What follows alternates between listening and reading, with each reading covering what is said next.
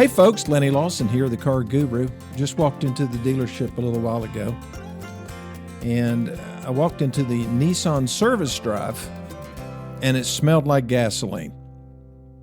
It hit me in the face hard, and both doors were closed. It's cold outside, so all 4 garage doors into the Nissan service drive were closed. So where was the gas smell coming from? Well, there was only one potential culprit, and that was the 1957 Chevrolet that was sitting right there.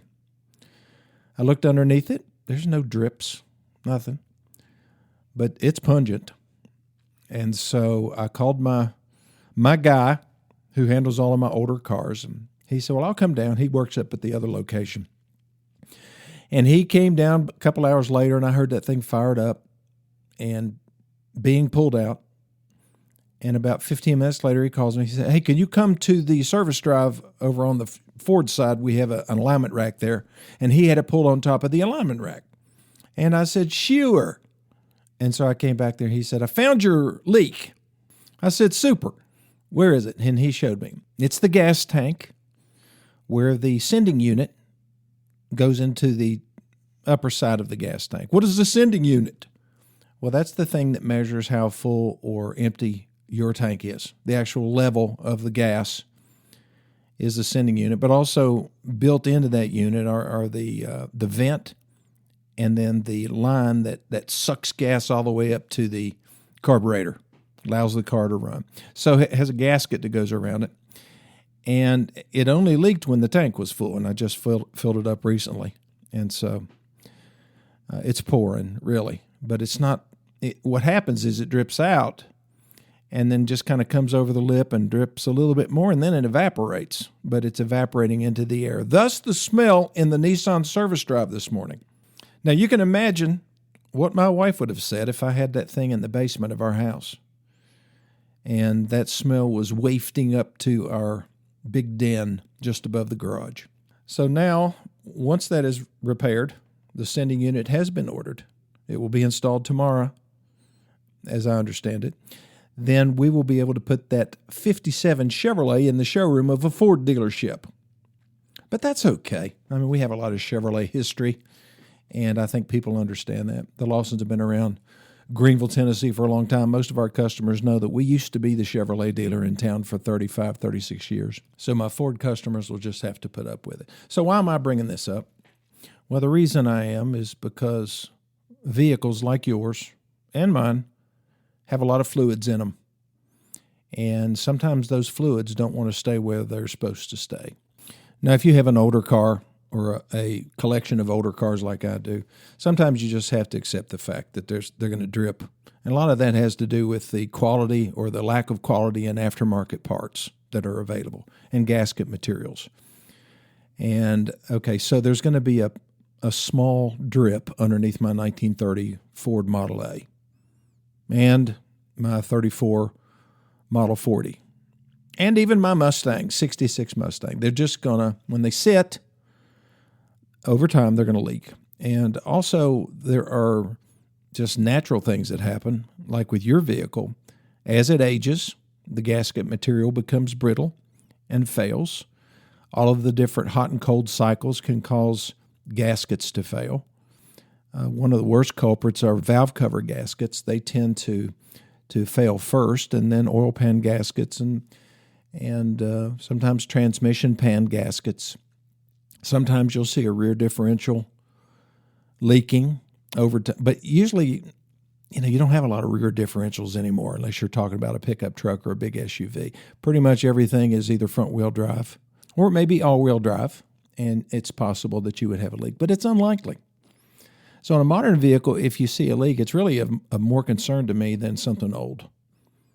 And if you have a pristine driveway and you pull out one day and you see a drip of fluid, it's important to identify where it's coming from and not let it get any worse than what it already is. And different fluids kind of give you an indication, different types of fluids, different kinds of drips give you an indication of what's leaking. Transmission fluid is typically red or could be orange. Coolant can be light green or orange or red. and it's usually coming from the front part of the engine. If it's leaking, it's either leaking from the radiator itself or the hoses, the lower hose or the upper hose of the radiator. It could be a water pump in the front of the engine. And so there's a lot of different places that it can leak from. If it's the oil, it's probably coming from either the valve cover gaskets or the oil pan. Or if you just had your oil changed, maybe they stripped your oil drain plug when they were putting it back in, and it's dripping from there. But you can lose power steering fluid, you can lose brake fluid, or you can lose gasoline, like I happen to be doing. And sometimes you'll smell them, and sometimes you won't. You're not going to smell a drip of oil. You may smell it if it's a valve cover that's leaking, and then as you're driving down the road, you smell a burnt oil smell, and that's probably because the oil is leaking out of the valve cover gasket, and it's flowing down to the exhaust manifold. Once it hits that, it burns. Doesn't catch like a flame, it just kind of smokes, and you end up smelling it inside the car. It's not very pleasant. And some vehicle systems are a whole lot more sensitive to the loss of a little fluid. I mean, how much oil can you lose before it damages the engine? That depends on the engine. But as a general rule, if it gets more than like a half a quart below the add mark, then you are in danger of damaging different components in your engine. If you've lost steering fluid, for example, power steering fluid, then you're going to know it when it starts affecting the handling of the vehicle. You can feel it. Plus, when you turn the steering wheel, it will moan, it'll groan. You'll hear this groaning sound, and you might even feel a vibration as well. There's a problem. You better get some fluid into that power steering reservoir. Can you check these fluids? Yeah. If you know where the components are, you sure can. Just like a technician can check them. You just need to get your owner's manual out, open the hood, and find where everything is.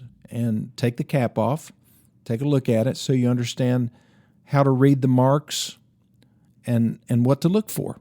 Do you want to be totally dependent on a third party to check pretty simple things like that? I think if I'm a car owner and I don't know really anything about cars, I should know how to check the fluids in my vehicle, and I should know what it feels like if it's not performing the way it's supposed to. If I'm going down the road and my transmission is shifting funny, or it acts like it hits neutral and it's an automatic transmission, the first thing I'm going to check is the fluid level. I'm not going to pull into a service department or go to some other independent shop. I'm going to check it myself. If it's taking me longer to stop, if I have to push the brake pedal down a little bit harder, it's very possible that I've lost fluid. Now, I may add fluid, but I'm also going to possibly take it into a shop at that point and say, where's my brake fluid going? I mean, is it leaking at the wheel cylinder at each wheel or somewhere else? I mean, I want to know that, especially if my coolant light comes on, low coolant. Where's it going? Hopefully it's not an internal engine problem. If it is, it could indicate that you possibly have a blown head gasket, which is a pretty serious engine ailment that's going to have to be addressed and expensive as well. But hopefully it's just a clamp that has worked its way loose, or I've got some minor leak that I can fix. Worst case scenario, like I say, is an internal engine problem, but it could be like a water pump that's leaking at the front of the engine. That can be expensive, but it's not near as expensive as a blown head gasket. Hopefully, like I say, it could be just a loose radiator cap, or it could be just one of the clamps on the upper or lower radiator hose. These are things that I want to know. I need answers to. If you've got a car with over 50,000 miles on it, it's very possible that there could be a hose problem. Another very expensive thing could be your heater core, which is in your dash, which relies on coolant flowing through it to provide heat on those cold mornings. And if that heater core is leaking, you're probably going to know it because you're going to smell antifreeze on the inside of the vehicle. And if it's really bad, your coolant is actually going to be leaking onto your floorboard and making your carpet wet. If your heater is not working all of a sudden and your fan is working, it's blowing, but you're not getting any heat, then you've probably got a problem with your heater core. Okay, I'm going to take my first break. I'll be back here in just a minute. Okay, welcome back. So if you walk into your garage, you pull your car out and you see a drip, wipe it up, pull the car back in, break down a box, just a cardboard box, and slide it underneath the car. And then, in a couple hours or the next morning, get your husband or your girlfriend or somebody to get up under there and see if they can see where it's coming from. Is it coming from the front end of the engine, back of the engine? Is it coming from the transmission? It's not coming from anywhere in the center of the vehicle. If it's near the wheel, then more than likely it's brake fluid that's leaking out one of the wheel cylinders. But sometimes it's hard to identify where the leak is actually coming from. So you may get up underneath the car and you see it dripping off the oil pan. But when you take it into the service department, don't just go in there and say, hey, I need my oil pan gasket changed because it's leaking, because that's what they'll probably do if they're not any good. If they're any good, they're going to actually put the car on a lift and identify where the leak is coming from. It's very possible that it's coming from the valve cover gaskets or someplace else. I've seen a rear main seal. It's the main seal in the back of the engine where the transmission bolts up to it. And that rear main seal typically will start leaking when the vehicle gets in excess of 100,000 miles on it for some reason. And so the customer is hoping, and the dealership is also hoping, that it's just an oil pan gasket. Because if it's a rear main oil seal, then they either have to drop the transmission out of the vehicle so they can get to it. So that involves a lot of labor. Parts aren't real expensive, but the labor's terrible. And so that's something that you need to be aware of. Why do they put components in engines that require gaskets and things that you have to replace that wear out over time? I don't know. That's just the way the things are made. Maybe it's so that they can generate all kinds of labor and parts charges as people hold on to vehicles over the long term. Maybe it's that kind of conspiracy. I don't know. I'm not an engineer, but I do know this, that if we ignore those kind of problems, they become a whole lot worse. And then it comes to trade-in time, or we want to sell the vehicle to somebody and it's got these leaks. The whole bottom of the engine is covered with oil, and now dirt has been attracted to the oil, and the whole underside of the car looks terrible. And so much oil has leaked out that it's blown, as you've driven down the road, it's blown backwards and coated the transmission, and it's dripping from everywhere. And then the vehicle's just about impossible to sell. So you don't want to get to that point. Some people can't help it, though. They just don't have the money to fix things, and I get it. But if you're buying a car and you see that, then you need to stay away from it until something's done, because you don't know what's going to be involved. You may think, well, it's just an oil pan gasket, which isn't that big of a deal. However, on some of the vehicles that we sell, like the F-250 with the big diesel engine, you have to pull the motor to change the oil pan gasket. Why did they design it that way? I don't know. They just did. Thank goodness they don't fail very often, but they do when they get 150 to 250,000 miles on them, and people drive a lot of diesel vehicles that long. I mean, the longevity of a diesel engine, if it's properly maintained, 500,000 miles or better. And occasionally a gasket or a seal or some hose, it's going to fail in that period of time. The engine may not fail, but members of the supporting cast are more than likely going to fail, and that's why they're considered to be maintenance items. So would you think of a radiator hose as a maintenance item? Most people think, well, you got to just change my oil and change the air filters, I should be good. No. There's belts, there's hoses, there's clamps, there are certain wires that carry heavy-duty current. Battery cables fail, reservoir tanks fail, coolant overflow tanks. They're made out of plastic, and you have enough heat cycles and cooling cycles and bad weather and the conditions that a lot of vehicles have to operate in, that plastic is gonna dry up and crack and break and cause leaks. So when you're buying a vehicle, and vehicles last a long time now, when you're buying a vehicle that has that's maybe 10 years old and has 150,000 miles on it, there's still life there. for a lot of people because that's all that they can afford. And they don't buy the thing thinking that they're going to have to do a lot of checking on it. They just say, well, it runs. It starts, it runs, it drives. And so let's just go. And they don't check some of these other things that really aren't considered maintenance items by a lot of people. You know, when you talk to a customer about, or a car owner about, what are some of the things that have to be replaced just from a maintenance standpoint on your vehicle? They say, well, I got to change my oil, maybe my air filter, and then brake pads, tires. Okay. Well, those are all important things that if you don't get them taken care of, it could be an issue. But what about belts and hoses? Yeah, what about a timing belt? You know, that's another one. I don't understand why manufacturers manufactured vehicles with a replaceable belt that is inside the engine. And it can cost anywhere from $600 to $2,000 to replace a timing belt, a rubber belt. See, most cars use a timing chain. It is literally, well, it doesn't look like the chain that you would buy at, you know, Walmart or Lowe's or someplace like that. It's a very highly engineered, it looks like a really expensive bicycle chain, much heavier duty than that. But you don't have to replace them. They typically don't wear out as long as the engine oil level doesn't get too low. They get starved of oil, and then I guess anything can wear out. But yeah, there's these timing belts. And if a timing belt breaks, then why do they call it a timing belt? Because it regulates the timing of the opening and closing of the valves in the top of the engine with the piston going up and down inside the cylinder.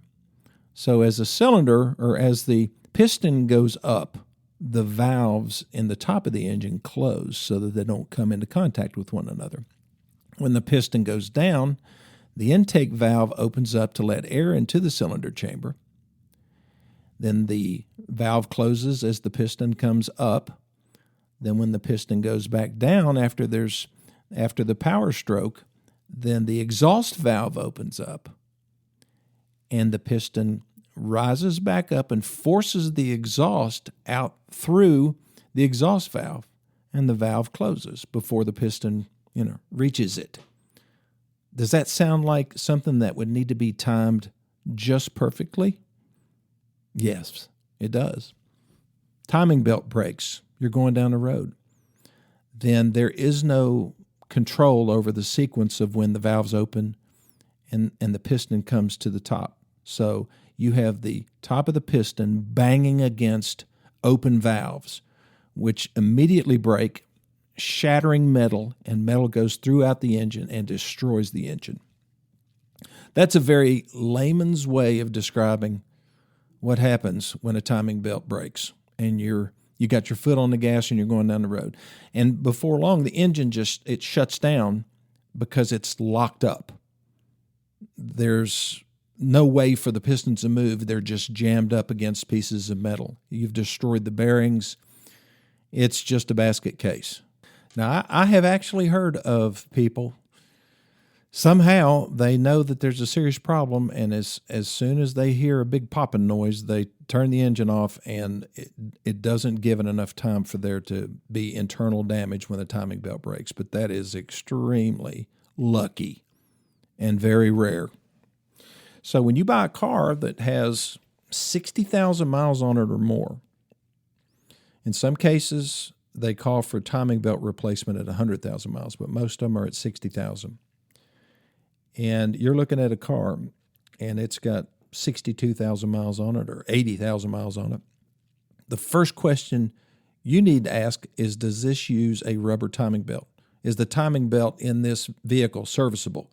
If the salesperson doesn't know, then you need to Google it or use ChatGPT and ask it if this particular make and model uses a replaceable timing belt, and at what time is it supposed to be done. And if it says yes, and the salesperson can't prove that it was replaced, you call the previous owner or whatever, say, no, I never replaced it, then you don't buy the car until that timing belt is replaced. You may love the deal, say they're giving me a great deal, but you need to replace the timing belt. And if the dealership refuses to do that, then, I guess if you think it's a good enough deal and you find out what it costs to replace the timing belt, then you can possibly just buy it anyway. Don't drive it very far, though. I mean, is it going to break? Odds are no, but it could. And if it does, then it's all of a sudden $8,000, $10,000 to replace the engine. Okay, I'll be back in just 1 minute.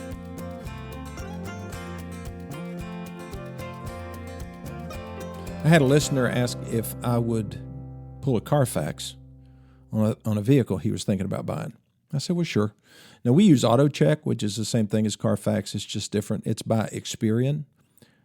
And Experian is like a credit bureau, and they also provide all kinds of statistical information to car dealers and to banks and so forth. But anyway, that's what we use. And so I pulled it, and it showed that the vehicle had 3 accidents, had its 159 or 160,000 miles on it, only 2 owners, but a lot of miles, and 3 previous accidents. 2 of the accidents were within 1 year of the other. Both of them, or it looks like all 3 of them, were front-end type damage. Would you buy that car? I wouldn't, especially with that many miles and that many accidents. But what does that depend on, though? What does that decision depend on? I think it depends on maybe a independent inspection of the vehicle and the status that it is right now. Just because a car's been hit in the front end doesn't mean it's not a usable car. I have pretty high standards when it comes to that. I don't want to buy a car, personally, that's been wrecked. I just don't. Not unless they have pictures of it and I can see that it was, maybe they hit a deer or took out a couple mailboxes or something. I mean, that's okay. But when 2 cars come into contact with one another, then I'm concerned about, did it bend the chassis? Did it bend the frame? How was it repaired? I'd like to see a copy of the estimate. I mean, these are just things that would matter to me. But, let's say it's a $3,000 or $4,000 car. It's for a new driver.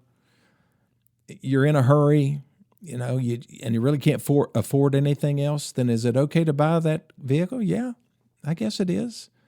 I mean, you're just rolling the dice. And then, if it's got 159,000 miles on it, was the timing belt ever changed?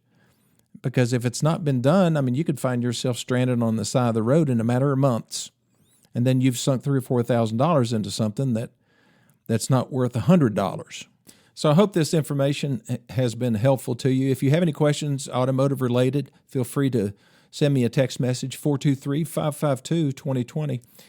Send me your email address, and I'll send you a copy of the My Car Guru Guidebook, which is a good resource for people who want to know about buying, selling, trading, servicing, getting body shop repairs, all kinds of stuff automotive. Any questions that aren't in there, you can ask me personally through my cell phone or through email to Lenny Lawson, 2020 @gmail.com. And I'll see you on the next edition of My Car Guru.